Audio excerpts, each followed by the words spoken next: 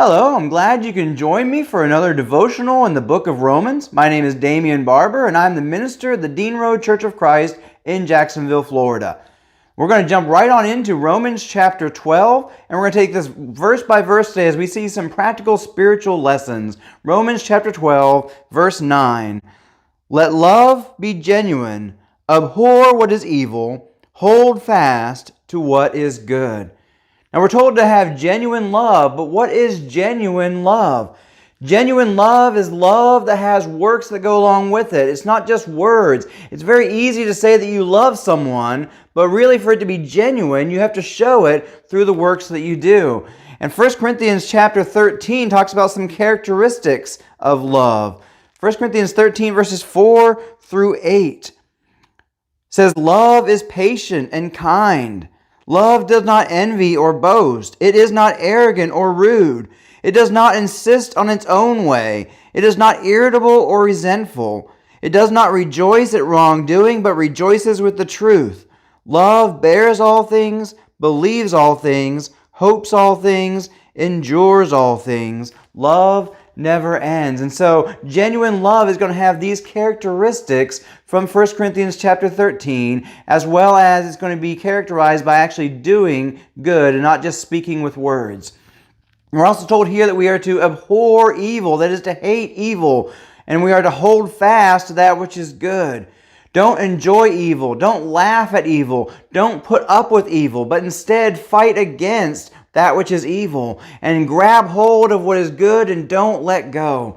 We are called in the Bible to think on the things that are honorable and worthy and not to focus so much of our time and effort thinking on things that are evil. We are to do good works and not grow weary in doing good.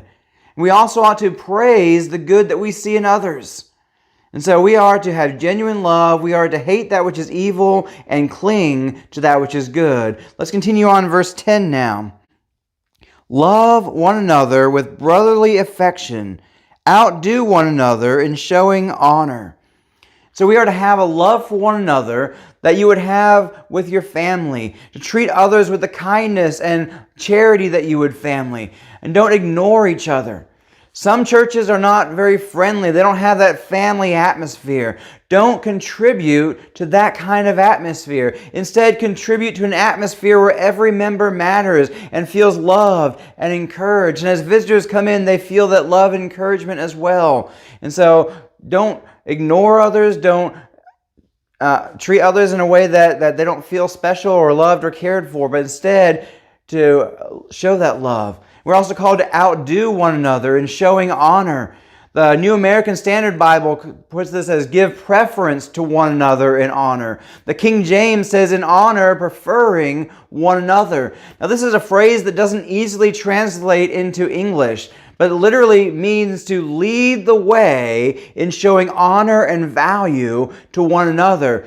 So we are called here to put others first, to give them that higher value. That's not about us, but instead it's about showing honor to one another and putting others first before ourselves. Let's go ahead and read verse 11 now. Do not be slothful in zeal, be fervent in spirit, serve the Lord. So we're called not to be slothful in zeal, or as the New American Standard Bible puts it, not to be lagging in diligence. Say we are to give full devotion. Don't be lazy in your spiritual devotion, but instead to serve the Lord with all that you have. Let's go ahead and get into Romans chapter 12, verse 12 now. It says, "Rejoice in hope, be patient in tribulation, be constant in prayer." So we are called here to rejoice in hope. That is the hope of what is to come. And we are to, because of that hope that we have for what is good that's going to come towards us, we are to be patient in times of trouble, knowing that these times of trouble are only temporary, and there's a much greater hope that we have for something far greater beyond this world. We're also called to be always praying. We need to focus on the hope that we have at all times and pray at all times, but especially we are to be praying during those troublesome times. If we fail to focus on heaven and we fail to pray, then the troubles of this world can overcome us. But with the right focus and with prayer, we can overcome anything. Prayer is our greatest tool as Christians. The Bible describes prayer as a shield in Ephesians chapter 6, verse 18. So we must not face trouble without our shield. That would be like going into battle without something to protect yourself. It would be very foolish, and we would likely fail miserably if we went into battle with no type of protection. And so our shield is prayer. It's what's going to protect us. In those troublesome times, we need to cling to that shield. Pray often. Let's read verse 13 now. Contribute to the needs of the saints and seek to show hospitality. We must help our fellow Christians out any way that we can.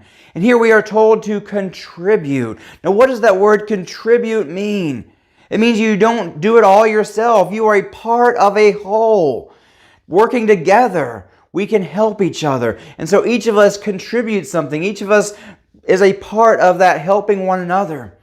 And we're also called to search for ways to show hospitality. What does the word search mean? It means that this is not passive hospitality. This is actively seeking out ways to serve one another. Don't just wait for opportunities to fall in your lap or for people to come to you with an opportunity, but instead we are to seek that opportunity to serve one another, to show hospitality to one another. We are to make opportunities to be hospitable.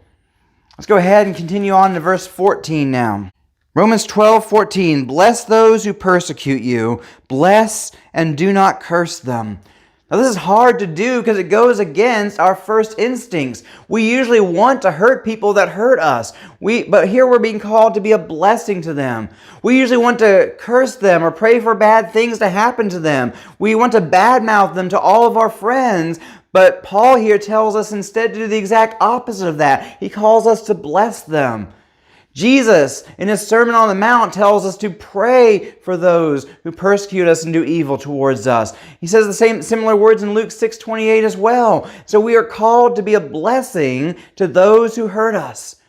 Jesus modeled this when he was being crucified by saying, Father, forgive them, for they know not what they do. And Stephen, in his prayer to Jesus when he was being stoned, also called him to be forgiving towards them. Let's continue on and read verse 15 now. It says, rejoice with those who rejoice, weep with those who weep. As the body of Christ, we are to be there for one another in good times and in bad times, and give the appropriate response in each of those times. Now, our body works that same way. When we are sick, the whole body groans together until we feel better. The whole body is working together and feeling for the parts of the body that are ailing. When things are going great, our adrenaline pumps, our endorphins move, we have energy, we show excitement in our face and in our emotions. Our entire bodies react appropriately to each situation. And so should we as the church. When a member is suffering, we ought to act in a manner where we are compassionate and feeling that same suffering. When one member suffers, the rest suffer with him or her. And when one member rejoices, so do the rest. We rejoice that something great has happened. We need to truly care about one another so that we truly feel for one another no matter what's going on. Now let's look at verse 16. Live in harmony with one another. Do not be haughty, but associate with the lowly. Never be wise in your own sight.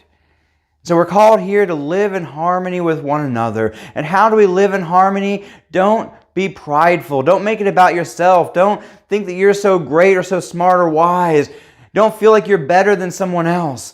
But truly live for each other and be ready and willing to do things with everyone who calls themselves a Christian, regardless of their status, regardless of whether they like you or not. But instead associate with all people as equals. It's not about you, but it's about one another. We got to be focused on one another, not just on ourselves and what we want and desire.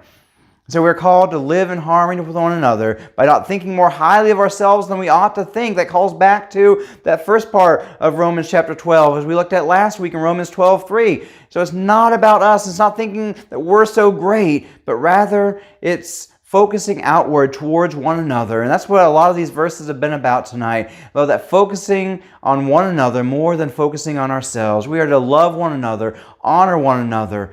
We are to live in harmony with one another, putting others before ourselves. And so I want to encourage you to show that kind of love, to have a type of love that does things. Love does. Love doesn't just speak words, but it actually lives out, showing that care and compassion towards one another. I hope this video has been encouraging to you. I hope you've gotten something out of it. And go forth and live out the words that we read here in Romans chapter 12. As always, I hope you have a great week, and God bless you.